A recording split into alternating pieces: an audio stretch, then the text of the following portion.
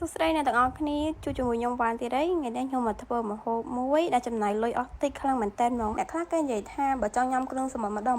ត្រូវចំណាយលុយអស់ពី20000តែថ្ងៃនេះផងដែរខ្ញុំចំណាយអស់តែ7000រៀលលុយខ្មែរអ្នកទាំងអស់គ្នាអញ្ចឹងជាដំបូងគឺខ្ញុំជិះមកផ្សារហើយខ្ញុំមកទិញជាមួយនឹង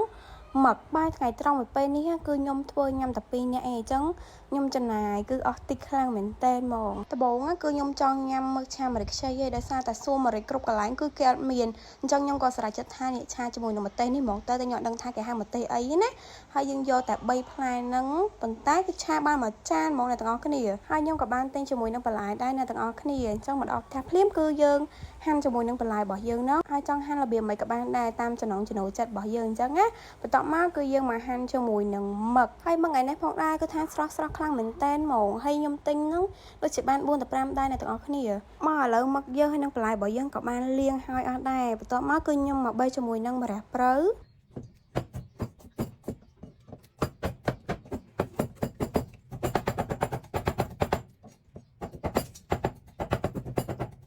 នេះអ្នកទាំងអស់គ្នាគ្រឿងផ្សំរបស់យើងគឺថាបានរួចរាល់អស់ហ្មងអញ្ចឹងក៏ខ្ញុំចាប់ផ្ដើមដាក់ខ្លាញ់ឲ្យក្តៅបន្ទាប់មកយើងដាក់ជាមួយនឹងខ្ទឹមលីងវាឲ្យឈ្ងុយធ្វើម្ហូបនេះគឺថាសែតខ្លាំងហ្មងដោយសារតែហ្គាសធំអស់អញ្ចឹងយើងត្រូវមកប្រើហ្គាសតូចវិញត្រូវវែងឆ្ងាយចាំពេកឥឡូវនេះគឺខ្ញុំចាប់ផ្ដើមដាក់ជាមួយនឹងមឹកហើយដោយសារតែខ្ទឹមរបស់យើងគឺថាឈ្ងុយពេញផ្ទះហ្មងយើងដាក់ជាមួយនឹងមឹកអញ្ចឹងហើយតិចទៀតគឺមឹកចេញទឹកហ្មងដោយសារតែមឹកខ្ញុំមិនដឹងមកនិយាយទៅពេលឆាទៅគឺចេញទឹកយើងមិនបាច់ចាំដាក់ទឹកថែមទេនេះគឺខ្ញុំចាប់ផ្ដើមដាក់ជាមួយនឹងប្រេងខ្យងអ្នកទាំងអស់គ្នាស្រឡាញ់ប៉ុណ្ណាដាក់ប៉ុណ្្នឹងទៅហើយដាក់ជាមួយនឹងប៊ីចេងហើយបន្ទាប់មកក៏ខ្ញុំដាក់ជាមួយនឹងរ៉ូឌី2ស្លាបព្រាអ្នកទាំងអស់គ្នាដោយសារពេលដែលយើងឆាមកឆាអីចឹងបើមានរ៉ូឌីទៅគឺកាន់តែអែមហ្មងហើយខ្ញុំចាប់ផ្ដើមដាក់ជាមួយនឹងស្ករហើយបងចង់ដាក់គ្រឿងមិនដាក់ទៅតាមចំណង់ចំណូលចិត្តចឹងដោយសារតែចំណង់ចំណូលចិត្តមនុស្សយើងម្នាក់គឺខុសគ្នាហើយកន្លែងនេះផងដែរដោយសារតែវាពិបាកដួសពេកចឹងខ្ញុំចាក់មកទាំងអស់ទៅ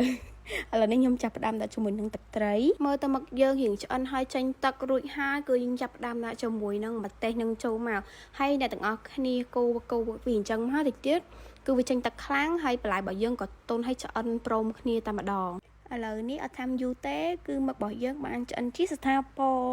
ហើយជាចុងក្រោយកុំភ្លេចណាជាមួយនឹងម្រះព្រៅបើអ្នកទាំងអស់គ្នាចង់បានក្លិនឈ្ងុយឈ្ងប់ឈ្ងុយឆ្ងាញ់ណានេះដាក់ជាមួយម្រះព្រៅច្រើនមកគឺដឹងតែឆ្ងាញ់ហ្មងដាក់ម្រះព្រៅហើយយើងកូរច្របល់វាទៅ2ដងម៉ាណៃបន្ទាប់មកនេះគឺថាឆ្អិនហើយយើងដួសដាក់ចានអញ្ចឹងមកដើម្បីយកទៅញ៉ាំបាយថ្ងៃបងអូនទាំងអស់គ្នាឃើញងត់ចំណាយលុយតែ7000រៀលខ្មែរណាគឺយើងញ៉ាំបានគ្រឿងសមុទ្រឆាមួយចានអញ្ចឹងហ្មងហើយបាយថ្ងៃទៅគឺដឹងតែអែមហើយងត់អ្នកទាំងអស់គ្នាតំណងឯងឥឡូវនេះខ្ញុំឲ្យមេងក៏ភ្លុំម្ដងហើយចង់ដឹងថារសជាតិបែបណាមើលទៅមុខគាត់ទៅដឹង